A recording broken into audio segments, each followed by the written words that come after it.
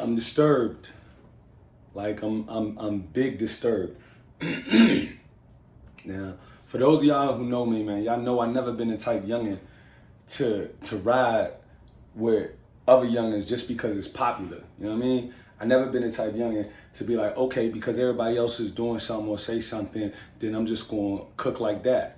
And so when I'm looking at this J. Cole situation, I'm disturbed. Like this joint been on my head heavy. Like I've been talking to my youngins since like 3 o'clock this morning about this situation. And I'm disturbed because I care. I care about my community. Like I'm outside. I'm in schools. I'm talking to young people. I'm mentoring young men. Like I'm not just sitting back here for the entertainment of this whole situation, but I'm seeing how this affects like my community. And so when I see a grown behind man, J. Cole, recognize that the way that he moving is unhealthy. And then I see my culture celebrating the tearing down of this youngin because he trying to move healthy. What is we doing? Where they do that at? The type of vitriol, like youngins is mad, big mad at this youngin for saying, you know what, man, I don't feel like tearing down my brother over here. How you mad at that, bruh? Youngins is mad at this youngins for saying, you know what, man, I don't feel like spending all of my time trying to discredit my man over here. How you mad at that, bruh? It's wild crazy to me. It's bugged to me how we do stuff in hip hop and we lay it all on the foundation of that's what hip hop was built on. Oh, that's just hip hop. Bro, like this the joint to kill me when they hit me with this garbage. It's such a competitive sport. It's a competitive sport. Nah, you know what's a competitive sport? Sports.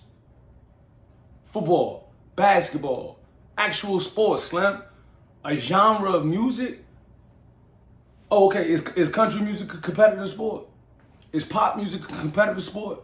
They don't cook like that. All these youngins able to get along for the most part. But we the only youngins who spend all of this time. I'm better than you. No, I'm better than you. No, I'm better than you. No, let me prove that I'm better than you by tearing you down. Oh, I'm gonna prove that what are we doing, man? I'm tired of hip hop being in Never Never Land. I am so tired of hip hop never wanting to grow up, never wanting to take on any accountability. You got Cole. Now, don't get it twisted. I'm not caping for Cole.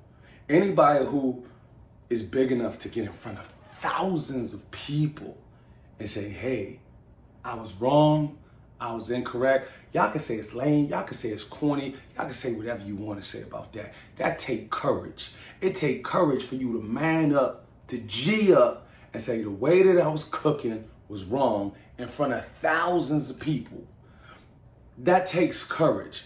But even with that courage, it still don't absolve Cole from accountability. If he didn't want the tension, if he didn't want the pressure, if he didn't want the dark cloud, if he didn't want the energy, if he didn't want all that comes with being in a battle, trying to prove you the best, if he ain't want that, he should not have been on this tour for the past couple years saying, I'm the best. Because here's the problem, bro. And I talk to a lot of young boys about this. The problem is when you start all of that rah-rah, I'm the best, tough talk, nobody could see me, eventually you're going to have to kill it. And this, I tell all these kids at all these schools I go to the same thing. So if any of them are watching this, they can let you know, Humble say the same thing when I holler at them. Eventually, you're going to have to kill all that talking and you're going to have to pull them receipts out. And with Cole, time for talk was over. and he was very unfamiliar with the territory and the landscape, which is cool. Nothing's wrong with that. You don't lose no rap points and you don't lose no man points for not being familiar with that territory. But like Tyson say, everybody got game plans, they get hit in the mouth.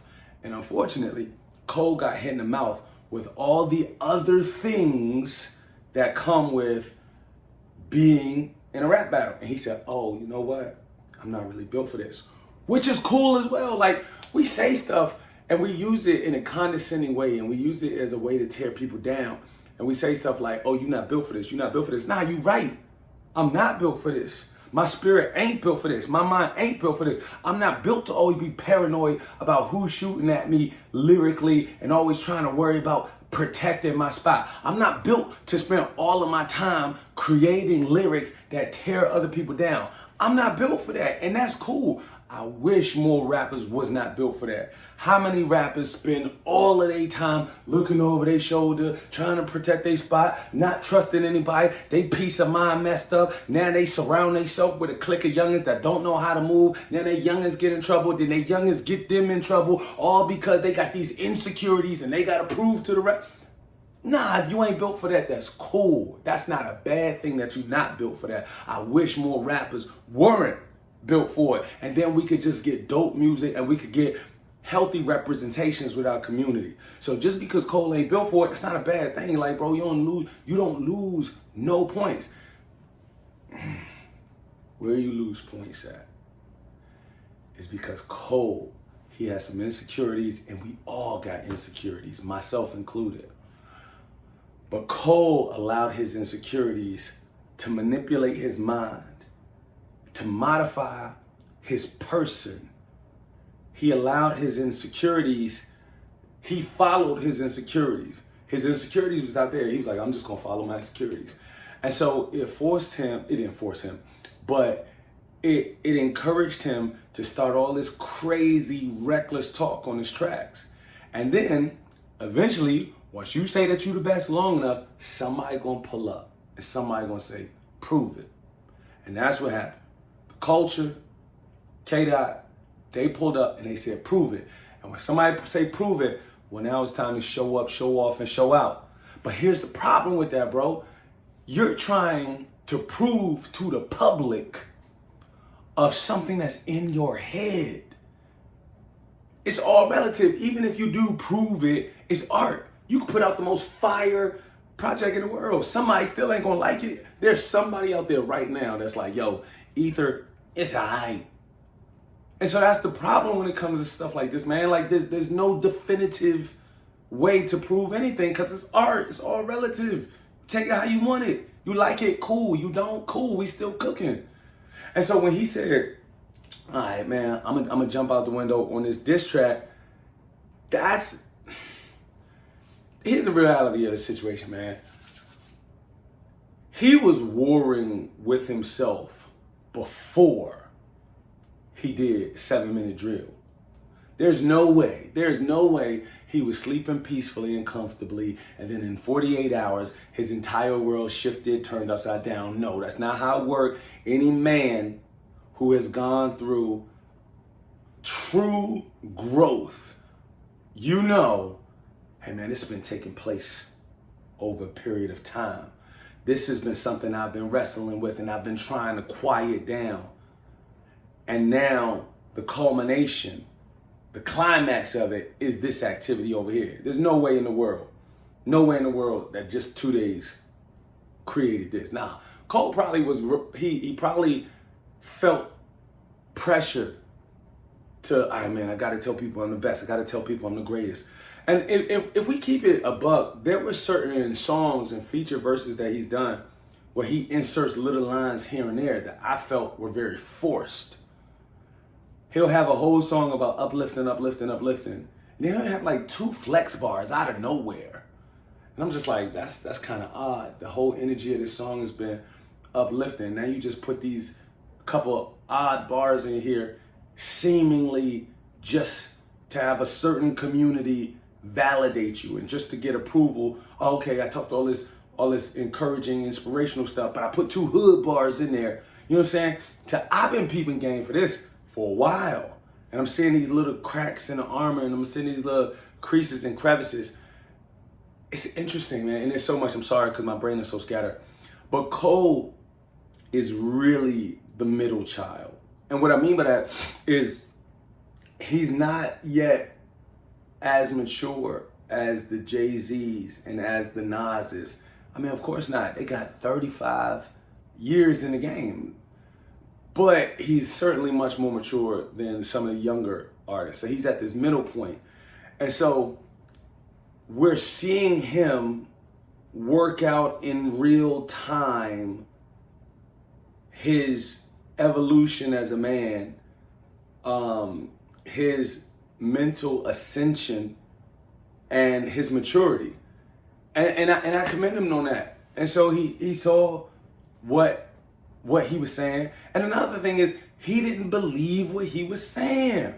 How can we be mad at a man? We always talk about how black men should take accountability. We always talk about how we should own up for our own transgressions and misdeeds and missteps. We always talk about having the power to say, hey, I was wrong. Let's move forward in a productive and progressive way. And then when somebody do that, now all of a sudden, oh man, he robbed us. That's another thing that's blowing the mess out of me right now.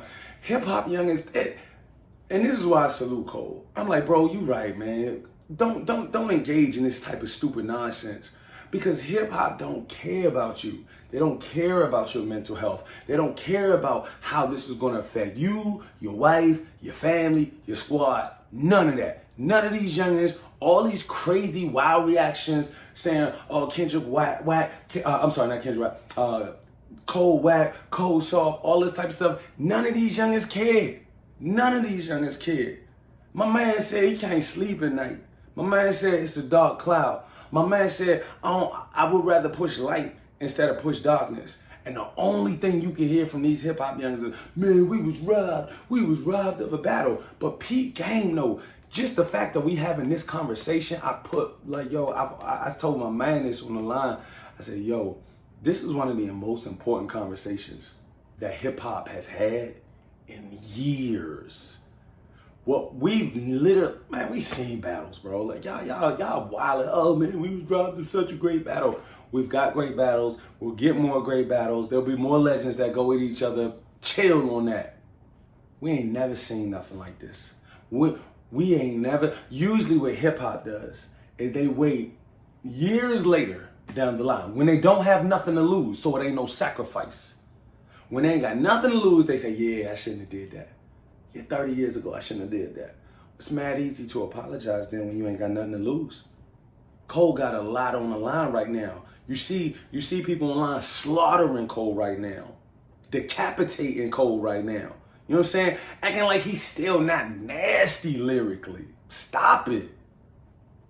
So the fact that he even had the courage to take it on the chin, like he said, I think that's dope. I'm not absolving him from responsibility. You know what I'm saying? He's still held responsible for just not moving in the way that he know he should have been moving. And I'm sure that's going to be something that he deals with and he learns from, he evolves from. But I don't like where hip hop at right now, man. I think it's dangerous. I think it's filled with vitriol. I think it's toxic, man. I think this whole it's all a sport type situation. That's a whole nother conversation. Because why does me showing my prowess mean that I gotta, like in hip hop, we always just talking about, oh, you the best, you gotta prove you the best. But yo, why do me making myself look big depend on me making you look small? And y'all over here talking about, man, it wasn't real, it wasn't a real beef. But check it though. I'm in these schools every single day. I'm talking to kids literally all across the country. Y'all think that it ain't no residue? Y'all think it ain't no chemtrails to always teaching our community you gotta outshine this person, to always telling our community, yo, you have to do better? Like, it's not good enough for us to just say, yo, just be the dopest rapper that you're capable of being and be content with those results. We're always saying, no, you have to be a better rapper than this rapper, which means that we're always comparing. And what does comparison breed? Comparison breeds egos, it breeds envy. Now, when you compare, and if you don't measure up based on public appearance, well, now you covet what that person has. Oh, they got the spot. I want their number one spot. And you think that that's not going to have residue? You think that's not going to affect our communities? You think that's not going to affect people's minds outside of hip hop? I'm just saying, man, there's some stuff that we do. It's not productive, and we continue to do it just for the sake of tradition, just for the sake of normalcy, just for the sake of this is what this was built on. And that's not what it is, man. So, this has just been weighing on me heavy. Shout out to Cole. You still one of the dopest. To me, it don't matter. It don't matter if you are the dopest. To me, as long as every time you get on the track, you know that you getting busy and you know that you putting in work, then what we talking about then? Why we letting another man set your standard for yourself? Like, I just never really understood that type of mentality. But again, you are held accountable. You should have never been moving like that. Be true to yourself. You ain't got to be out here flexing on every single track, talking that I'm the best, I'm the best, I'm the best, putting your insecurities out there to the world. You know what I'm saying? If you know you the best, then rock out like the best. You ain't got to say it every 4, 5, 6, 7, 8, 9, 10 bars. I got that off. I'm good now.